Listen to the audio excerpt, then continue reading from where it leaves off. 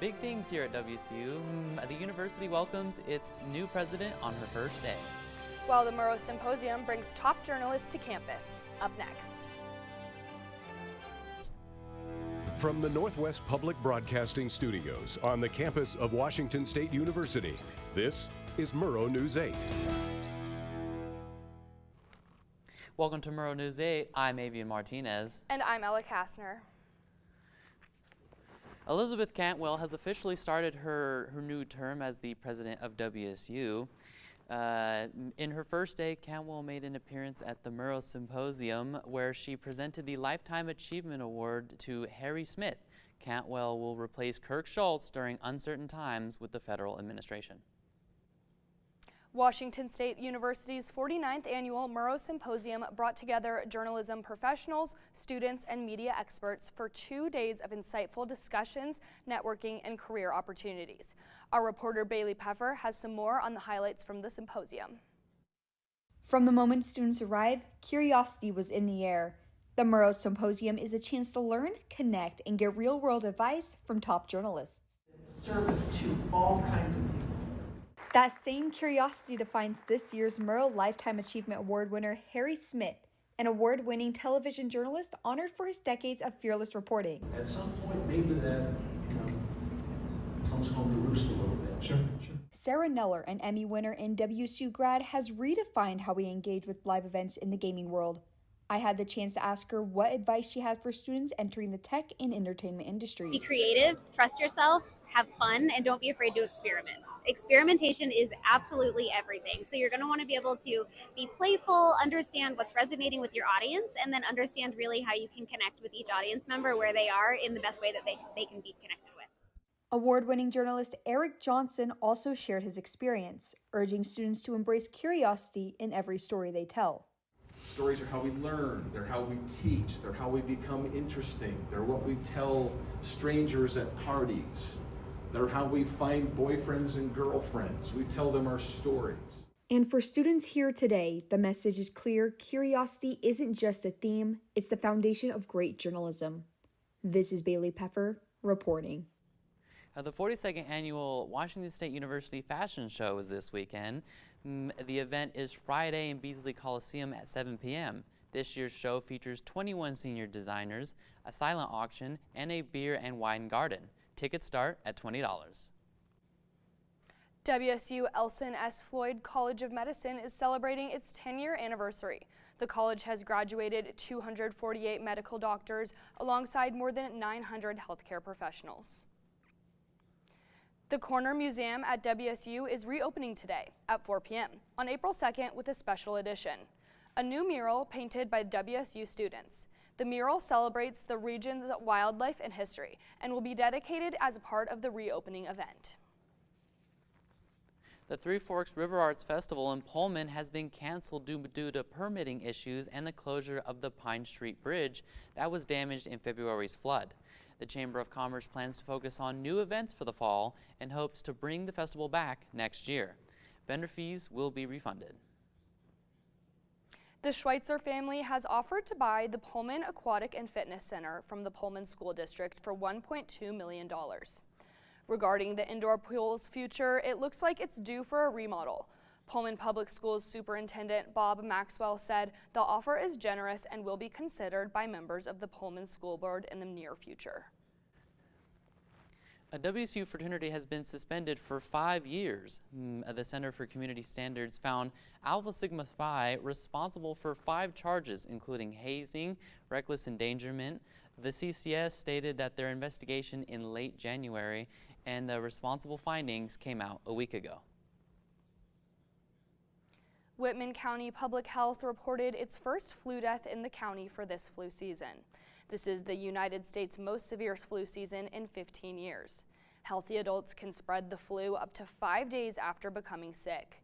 Health officials urge people to constantly practice good hand, cough, and sneeze hygiene. Stay at home when you get sick and get immunized every year.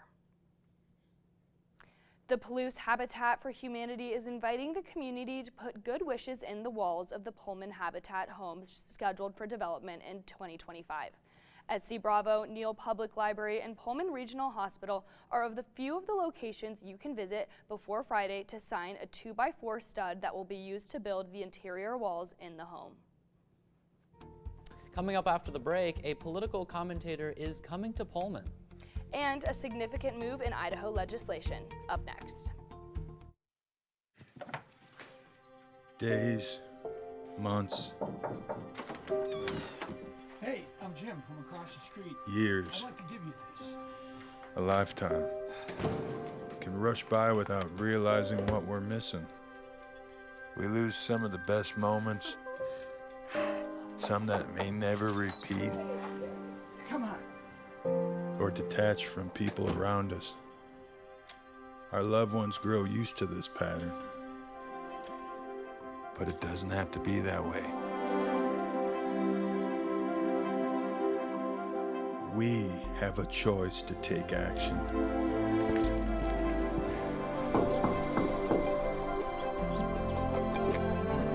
It's never too late to live a full life again. Hear how many of us Vietnam veterans have managed our mental health and reconnected with our families. Visit maketheconnection.net to find out more. The state of Washington is offering $114 to attend a climate workshop in Pullman tonight. The meeting is from 5:30 to 7 at the Lewis Alumni Center at Washington State University. People who register online to give public input on the state's new comprehensive climate action plan will be eligible to be paid. Conservative commentator Charlie Kirk has added WSU to his 2025 The American Comeback Tour. Kirk came to the WSU campus in 2008, and his campus appearances have previously resulted in counter-protests. Members of the Pullman community have already started sharing their opinions online about Kirk's said appearance on the WSU campus, and many community members are not too excited. Kirk will speak on April 17th at noon, and tickets are free on the American Comeback Tour website. Senators voted 25 to 24 in favor of a bill that will raise hunting and fishing fees in Washington by almost 40%. Senator Marco Elias said fees haven't been adjusted in over a decade and aren't keeping up with the cost of caring for those grounds. If passed and signed, the bill would take effect starting July 1st. Now let's check in with Joey for a look at the forecast. Joey, what's the weather looking like? Well, it was kind of a gloomy day today. We have a high of 47 and a low of 33. And as we look at tomorrow's forecast, pretty much the same weather, guys. We're going to have a high of 47 and a low of 33. So kind of similar weather. And as we take a look at the state map, pretty consistent trends across the map today, ranging in the 50s and kind of cloudy throughout most of the state. And now as we take a look at the 5-day forecast, what I'm really looking forward to this weekend as Parents Weekend approaches is Friday, Saturday, Sunday, clear skies, and time to get out there and enjoy the nice weather, go to a game. Back to you guys over at the desk. Baseball season is in full swing. Updates on WSU baseball coming up. And we have our reporter Josiah Pake live outside Pullman High School. For what? We'll let you know after the break. 1 in 3 adults has pre-diabetes. 1 in 3. That means it could be you, your favorite brother, your other brother, you, your football buddy, your football buddy, you, the boss's boss. If 1 in 3 adults has pre-diabetes, that means it could be you, your barber, your barber's barber. Nice work. Thanks. You, your plumber, Breathe right into your foot. your plumber's masseuse. Yes. You, your dog walker, On your left. your cat jogger. Or you, your co-pilot, your co-pilot's co-pilot. While 1 in 3 adults has prediabetes, with early diagnosis, prediabetes can be reversed. Take the risk test at doihaveprediabetes.org to know where you stand.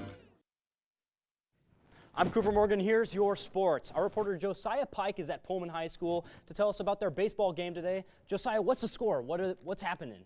Thank you, Cooper. Now, I'm currently at Pullman High School, where the Pullman Greyhounds are playing the Deer Park Stags. They started about 45 or so minutes ago. Now, the score currently is 2-2. It's tied. It's a really close game, and the crowd is very excited. I heard some cheering from the crowd over there just a few moments ago. So make sure to keep watch of this game. It's going to be a close one and a really exciting one, I'm sure. Now, back to you at the desk, Cooper. So after the tough weekend in Reno, the Cougs, on the other hand, Cougar baseball, looked to get back in the win column last night. Here's the highlights against the Zags. So initially, Gavin Roy is going to be batting right here. He's going to hit that one out of the park and to left field deep. We don't know Gavin. That's our shortstop. He doesn't have a whole lot of power, but sometimes he can get it out. And then they were down early 5-0 as Ingmar Hutchison is actually going to strike him out. He goes 3 up and 3 down. Irregular for him, but good day after his 2-week break. And then here, real important moment as the Cougs look to tie it. That throw to the plate is going to be late. And then Rico Longo, man of the hour, top of the 10th. He hits that ball, and he's going to drive in 2 runs, and the Cougs are going to win 7-6. They move to 10-18 on the season. And WSU men's basketball saw their season officially end in the Crown opener as Georgetown defeated the Cougs 85-82. Seniors Ethan Price and Dane Erickstrup poured in 16 and 15 points, despite the Cougs leading for over 34 minutes. The loss sends the Cougars into the offseason with a lot of questions as the transfer portal continues to pose the risk of further roster depletion, but Parker Garrett's won't be one of them. And speaking of the portal, the women's team have lost 3 more to it. Head coach Cami Etheridge said this about the portal after the WNIT tournament. Well, obviously, you know, losing players in the portal is the reality in this day and age, and it certainly affects our team in emotional and physical and mental and every imaginable way. You know, there'll be great players somewhere, and I know our team and program will be in great hands with the people that we have coming back. But 5 young players won't be coming back, including now Jenna Villa, Candace Pettigrew, and standout guard Estera Tahina. It's sad to see him go. They joined the pre-WNIT tournament transfers Diana Mendez and Alice Dart that won't be a part of the Cougs next year. Back to you guys at the desk. If you have a nut allergy, you might not want to celebrate this classic food. We'll let you know what National Day it is coming up.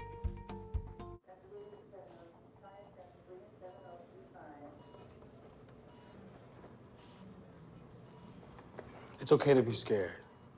You don't have to be so strong.